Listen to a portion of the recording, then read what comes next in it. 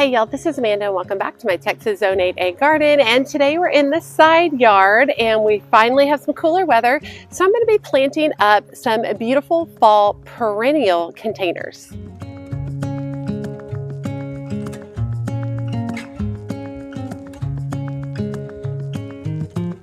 So over the years as a gardener, I feel like I've had an evolution of thought process regarding my garden. I love bright colors. I love the wow moments of tons of color. But what I don't love is that that's typically brought by tons of annuals. And that can be really costly every year, but also it's a lot of labor.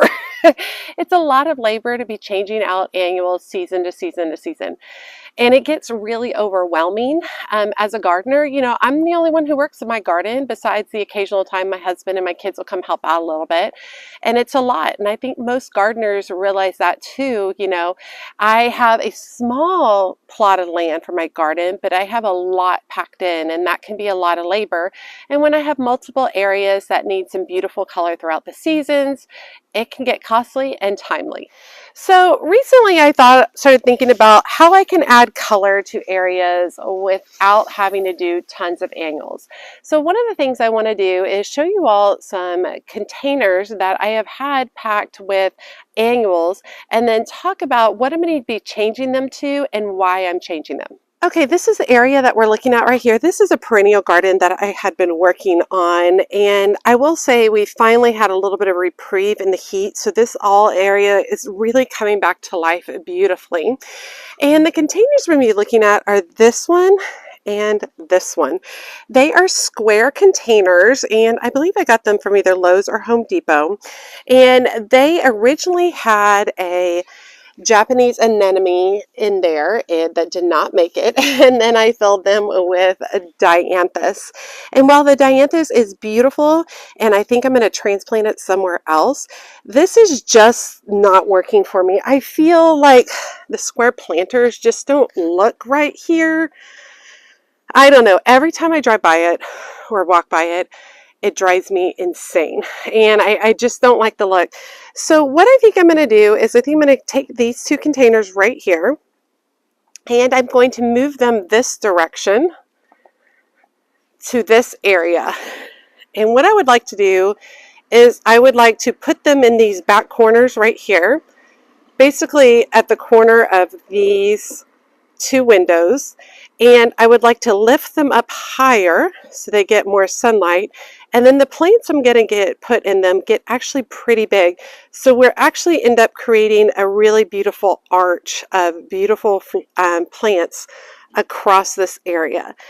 And then what I think that will allow me to do is either fill in these spaces with additional perennials if I would like in the future, or some type of different container. But literally every time I walk by this, I want to change it. And so let's go ahead and pull out these two containers and see what this space looks like without it.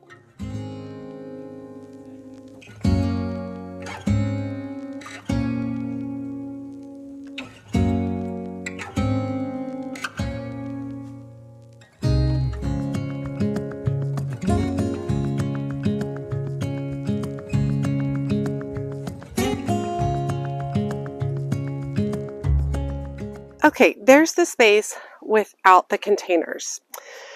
Now, a couple of things, some of my reasoning. This right here is a Windwalker red salvia that wants to go wild but was having trouble because of the container there. So now it can fill in better. I also have an aster back here that has not done a lot of growing because it's been shaded by the planter. So that will also allow it. I think that for now I'm just going to leave this area open. I might end up shifting this boxwood over a little bit. Haven't decided. And this area is very compacted. I really think that maybe perhaps moving these Shasta daisies, these two Shasta daisies, maybe over to in this area would be really good. I'm not going to do that right now. I'll probably wait a little bit till it's a little bit cooler in the next couple of weeks. But I think shifting those that direction would be nice too. and would add more space for these little pixie holly bushes. They've really struggled with the heat, but it just kind of is what it is. And then I have this guy back here, this evergreen that has done very poorly. That's probably going to come out as well. So I could end up shifting like one Shasta daisy back a little bit and then one to the other side. I think would be really nice. This Abelia, Kaleidoscope Abelia, is doing really well. It's very happy. It's about to bloom. It's a little head off, and it's beautiful. And spreading it out, and it had the container behind it, allowing it to spread out, I think would look really good in the space as well. In addition, back here, I would like to plant some beautiful Lily of the Nile, and I've already got one of those plants, so I would like to go ahead and try planting one back here, see how it does this next year, and if I like it, then I would like to fill in the space really nicely. Look at this planter. It's a very happy lantana. This actually has Swiss chard back there, and it's got an evergreen back there too, but how gorgeous is that lantana? It does not care about the heat. It is so happy. This lantana is super happy too. Reminder to self to put in more lantana next year. Okay, now just looking at this area where these two planters are, imagine tucking them right back to the back where they sit up a little higher. So I'll have them on some kind of pedestals back there. I think I've got some, and if not, I'll just put some bricks or something to lift them up for now. But imagine putting them back there, but we'll plant them up. But let's go ahead and pull out all this dianthus and get this transplanted.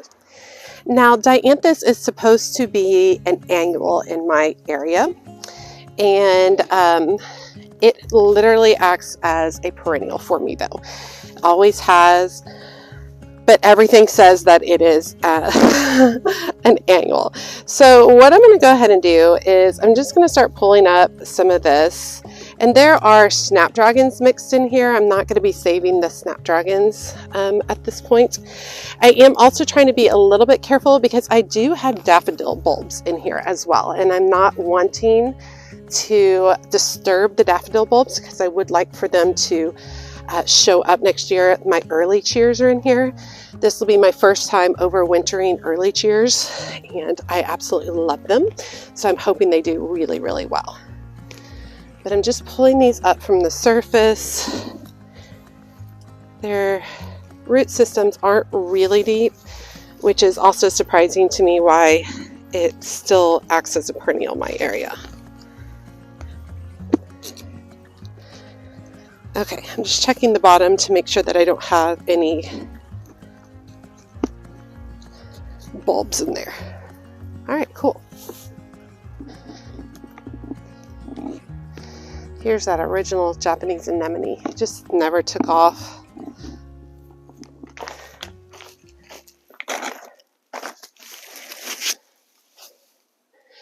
Okay, so I'm going to be working right over here. This right here is a container that has a calibrachoa in it. And the calibrachoa actually did really, really well this year. I was very happy with it. But it's kind of run its course and struggled the last few months. And it probably would start coming back, but I have so much debt on it. I'm just ready to move on from it. So what I want to do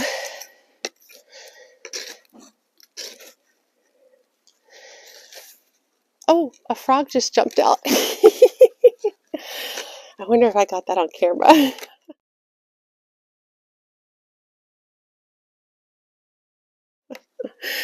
So what I'm going to do is I'm going to actually pull out some of this soil to start off with.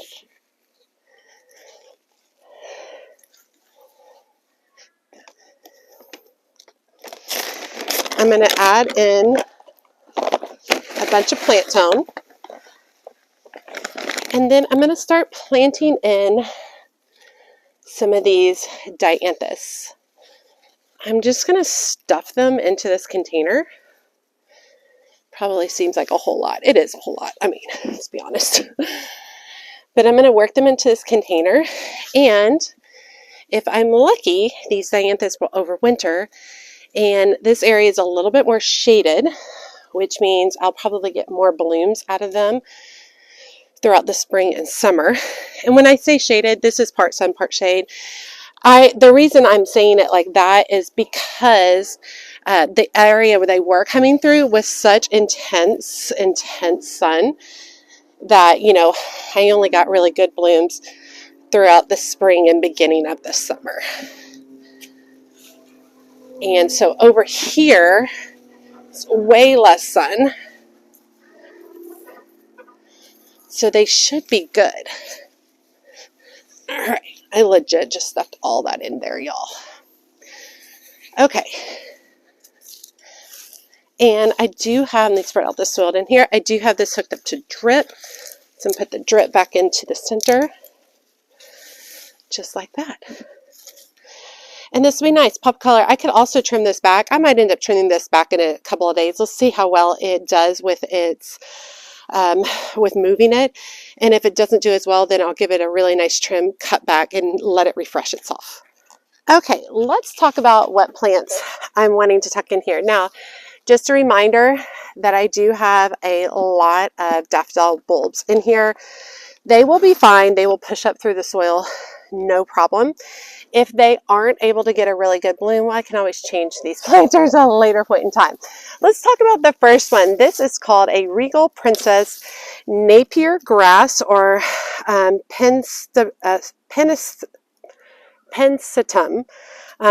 Not penstemum, the pensitum. It's a little bit different. And so this is a really dark, bold, beautiful grass with a really good purple color to it. It likes sun to part sun. It prefers moist, and these containers really do stay pretty moist. It will have needs to be well draining, so they're going to be lifted up off the ground and allow the water to drain out the bottom. They are about 3 to 4 feet tall, and they are perennial in zones 7 through 11. So my hopes is that this guy will do really, really well. So he will be worked towards the back corner of the container. Next, I'm wanting to add an additional grass, and anybody who's been around for a while, you know I've talked a lot about adding more grasses to my area. This one right here is called a Carex Feather Falls, and let me find some more information. I love its variegation. I think it's absolutely beautiful. And it does bloom, but the blooms aren't really intense. They're just some purple blooms, nothing crazy. Full sun to part shade. It needs consistent soil moisture. It is hardy in zones 5 to 9, and it's annual in zones 4 and below. Its mature size is 1.5 feet tall to 1.5 to 2 feet wide. And you're going to prune late winter, early spring. Soil type says acidic, well-drained, mulch at base. I don't think my soil is particularly acidic, but I think I'll do fine. And so the idea is that I have the princess grass in the back, probably the back corner here. And then I want to add this Carex spilling over the edge just like this. And then for a little bit of different texture, I want to add in a sedum. And this particular one is an Autumn Joy sedum, and I've grown Autumn Joy before, and it's also perennial in my area. And it blooms in the autumn, and you can see it's already got blooms going. Full sun, height is 18 to 24 inches, spacing 18 to 24 inches. Allow soil to dry between watering. So I am taking a little bit of a risk. I'm mixing ones that like to be a little bit more moisture and one that likes to be a little bit more dry. But I'm just going to go for it. I'm going to go for it and see how it does. I'm not going to be adding a lot of fertilizer to this container. Sedum does not like fertilizer. It basically stunts all its blooms. And so I'm going to add just a little fertilizer directly underneath each of the grasses, but I'm not going to add any over here to the sedum. Now let's talk about where I got these plants.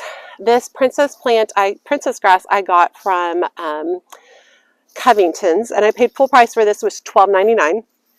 This Carex over here I got from Tractor Supply, and it was one of their half off ones. So it was regularly $15, so I got it for $7.50. And then this sedum right here was also from Tractor Supply for half off, regularly $10. I got it for $5. So we're looking at $12.50, $25 for this whole container, and it's all perennials. And those of you who purchase perennials, you know that that's a really good price.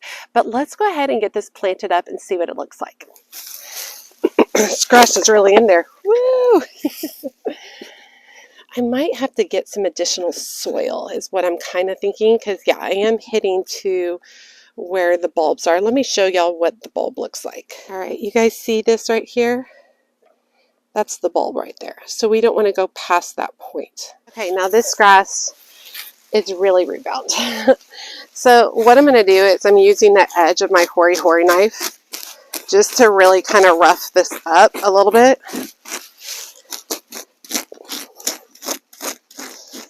So that the roots can go in some different directions. And they won't just keep growing in this like ball shape from the pot. It's one of the things I love about my hoary knife. All right, so we're just going to put a little bit of fertilizer underneath.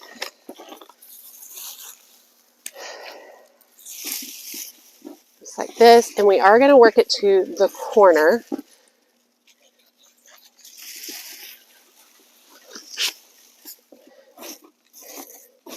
And I am kind of taking the soil and stuffing it back there to make sure we have good contact. Okay, next I'm going to work in the sedum. And remember, we are not going to put any type of fertilizer with the sedum.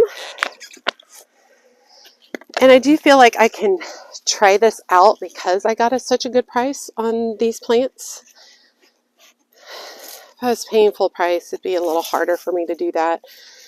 And for me to take a risk of mixing these two variety of plants if I was paying full price. So feel good about where I'm at on that. Okay, and then lastly, we're going to put a little bit more fertilizer down low for the carrots.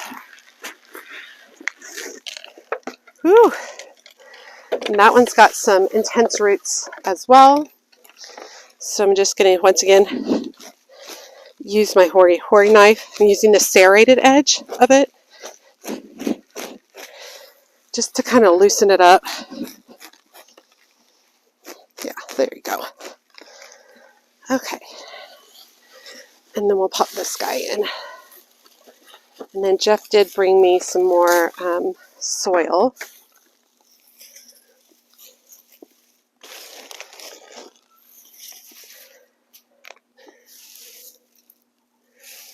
And you can just kind of pull lightly on the grass and the dead stuff will just kind of come out the bottom. Okay, sweet. I like the look of it. This will fill out. This will be about 3 to 4 feet tall, so that's about this height. This guy gets probably about a double what it currently is. This guy is the medium one. So we have tall, this will be medium, this will be lower. Love how this spills over the edge. I think it softens that square look for me, and I think the square is part of the issue of while I was struggling. It just didn't feel right in a garden that had such soft edges. So I think this is a way to solve that problem without getting like a brand new container. Just have something flowing over the edge to handle it. So I think it looks really good to start off with. So let's go ahead and plant up the other one and then we'll get them into place.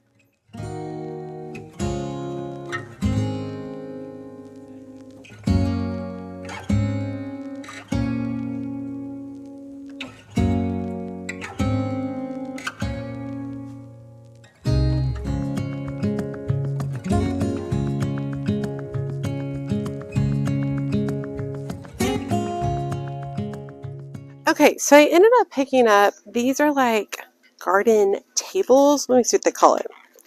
Metal garden stool, Hampton Bay. It's from Home Depot and they're on clearance. They're regularly $65 and they're on clearance for $29. And it really does have some really good heft to it, which I think is good. It also has spaces down here, openings where I can put in long garden stakes to also stake it down. So let's see what this looks like in place up here. Watch out, little butterfly.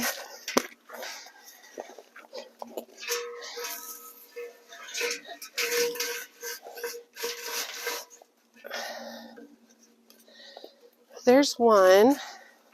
This butterfly does not want to move. And you're not going to be able to see this one as much back here.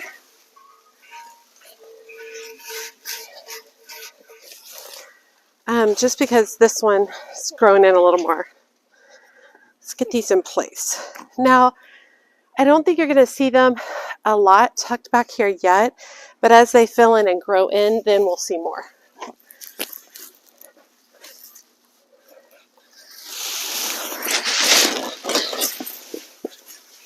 Okay, I think the sedum is right up against the tree here. I think it's got too much shade. So I'm going to move it to the other side.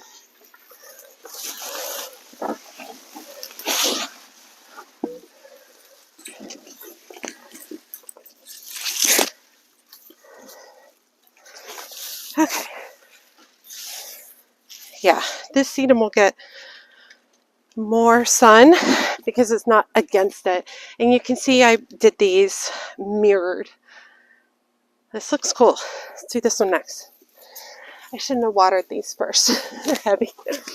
Yeah, and I know this one is harder to see, but now this sedum has way more light. And if you remember, the grasses could handle part shade. Full sun to part shade on those. Okay, let's take a closer look. I like the pop blue sand. Now I think this is going to get 3 to 4 feet taller. And it's that dark purple grass. I think that'll look really, really nice. And I did want to show you, I already had drip run back here. So this is from prior projects. So I went ahead and put it in here. There's my drip emitter right there. And I kept the emitter between the two grasses and further away from the sedum. So the sedum doesn't get as much water, which I think that'll be a good call. Yeah, y'all, I really like it. I think this is fun. This is a little different for me. I don't do a lot of grasses, but I want more grasses. Doesn't it look good tucked back in there? I love it. Can't see this one as well, but when it gets bigger, it should do good. And in the future, I know that I can trim or prune this area so that you can see this more. Okay, there we go. I'm excited about these. I'm hoping that they'll be longer lasting. I think they look better in this spot than what I had going on over at the Perennial garden. I really do think in the end it was the fact that they were square, and for some reason that just bothered me. You know, it's our own personal gardens. We all have our own personal tastes. And so moving these back here and then adding grass over the edge to soften it made a huge difference. And then now that those are removed out of the Perennial garden, that really opens up some ideas for me. So I think what the next project's I'm going to do, which we're supposed to have a lot of rain this week, temperatures, the highs are going to be in the mid 80s, which is glorious. So I think one of the next things I'm going to do is do some moving around in the Perennial garden. So I'll talk about moving, splitting, and helping your perennials out for the next season. So maybe in an upcoming video, we'll do that. All right, you all, as always, make sure you hit that subscribe button and that notification bell so you know when my latest videos are up. And be sure to check me out on Instagram, Facebook, and TikTok. As always, she's a mad gardener or a decorator or anything else that she wants to be. Thanks, y'all.